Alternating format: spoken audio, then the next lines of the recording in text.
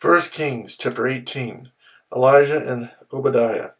After a long time, in the third year, the word of the Lord came to Elijah. Go and present yourself to Ahab, and I will send rain on the land. So Elijah went to present himself to Ahab. Now the famine was severe in Samaria, and Ahab had summoned Obadiah, who was in charge of his palace. Obadiah was a devout believer in the Lord, while Jezebel was killing off the Lord's prophets. Obadiah had taken 100 prophets and hidden them in 2 caves, 50 in each, and had supplied them with food and water. Ahab had said to Obadiah, "Go through the land to all the springs and valleys. Maybe we can find some grass to keep the horses and mules alive, so we will not have to kill any of our animals." So they divided the land they were to cover, Ahab going in one direction and Obadiah in another. As Obadiah was walking along, Elijah met him. Obadiah recognized him, bowed down to the ground, and said, "Is it really you, my lord Elijah?" "Yes," he replied. "Go tell your master Elijah is here." "What have I done wrong?" asked Obadiah, "that you are handing your servant over to Ahab to be put to death? As surely as the Lord your God lives, there is not a nation or kingdom where my master has not sent someone to look for you. And whenever a nation or kingdom claimed you were not there, he made them swear they could not find you. But now you tell me to go to my master and say, 'Elijah is here.' I don't know where the Spirit of the Lord may carry you when I leave you. If I go and tell Ahab and he doesn't find you, he will kill me. Yet I, your servant, have worshipped the Lord since my youth. Haven't you heard, my Lord, what I did while Jezebel was killing the prophets of the Lord? I hid 100 of the Lord's prophets in 2 caves, 50 in each, and supplied them with food and water. And now you tell me to go to my master and say, 'Elijah is here.' He will kill me." Elijah said, "As the Lord Almighty lives, whom I serve, I will surely present myself to Ahab today." Elijah on Mount Carmel. So Obadiah went to meet Ahab and told him, and Ahab went to meet Elijah. When he saw Elijah, he said to him, "Is that you, you troubler of Israel?" "I have not made trouble for Israel," Elijah replied, "but you and your father's family have. You have abandoned the Lord's commands and have followed the Baals. Now summon the people from all over Israel to meet me on Mount Carmel, and bring the 450 prophets of Baal and the 400 prophets of Asherah who eat at Jezebel's table."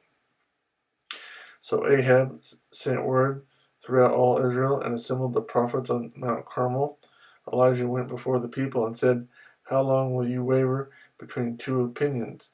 If the Lord is God, follow him. But if Baal is God, follow him." But the people said nothing. Then Elijah said to them, "I am the only one of the Lord's prophets left, but Baal has 450 prophets. Get 2 bulls for us. Let them choose one for themselves, and let them cut it into pieces and put it on the wood, but not set fire to it. I will prepare the other bull and put it on the wood, but not set fire to it. Then you call on the name of your God, and I will call on the name of the Lord, the God who answers by fire. He is God."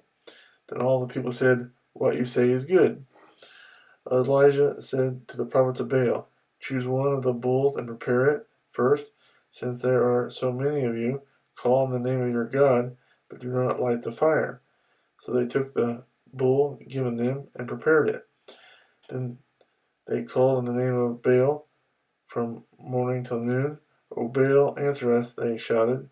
But there was no response. No one answered, and they danced around the altar they had made.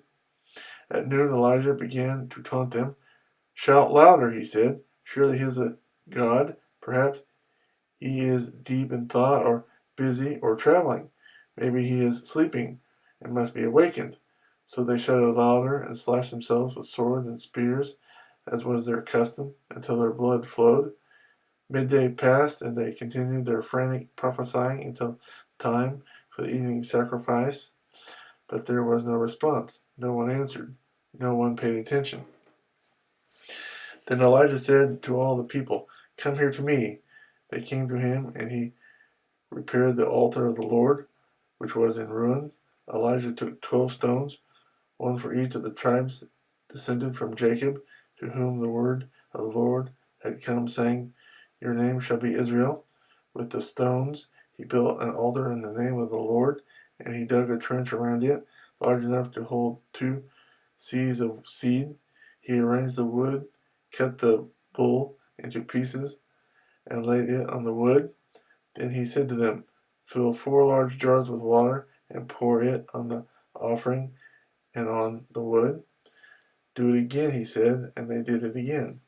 Do it a third time, he ordered, and they did it the third time. The water ran down around the altar and even filled the trench. At the time of sacrifice, the prophet Elijah stepped forward and prayed, O Lord, God of Abraham, Isaac, and Israel, let it be known today that you are God in Israel, and that I am your servant, and have done all these things at your command. Answer me, O Lord, answer me, so these people will know that you, O Lord, are God, and that you are turning their hearts back again. Then the fire of the Lord fell and burned up the sacrifice, the wood, the stones, and the soil, and also licked up the water in the trench. When all the people saw this, they fell prostrate and cried, The Lord, He is God, the Lord, He is God. Then Elijah commanded them, Seize the prophets of Baal, don't let anyone get away. They seized them, and Elijah had them brought down to the Kishon Valley and slaughtered there. And Elijah said to Ahab, Go eat and drink, for there is the sound of a heavy rain. So Ahab went off to eat and drink, but Elijah climbed to the top of Carmel, bent down to the ground, and put his face between his knees. Go and look toward the sea, he told his servant, and he went up and looked. There is nothing there, he said. 7 times Elijah said, Go back.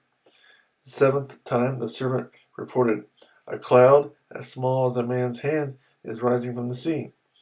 So Elijah said, Go and tell Ahab, Hitch up your chariot and go down before the rain stops you.